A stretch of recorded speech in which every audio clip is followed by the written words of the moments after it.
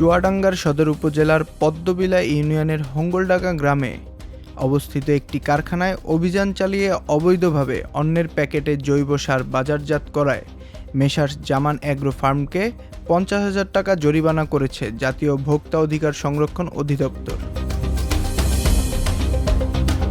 শুক্রবার দুপুর 12টা থেকে 2:30 পর্যন্ত সদর উপজেলার বিভিন্ন বাজার ও প্রতিষ্ঠানে এ তদারকিমূলক অভিযান পরিচালনা করা হয়।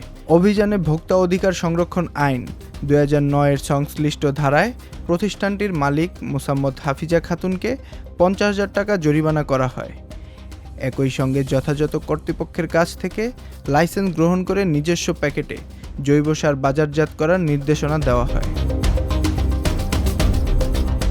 অভিযান পরিচালনা করেন জাতীয় ভোক্তা অধিকার সংরক্ষণ অধিদপ্তর চুয়াডাঙ্গা জেলা কার্যালয়ের সহকারী পরিচালক মোহাম্মদ মামুনুল হাসান।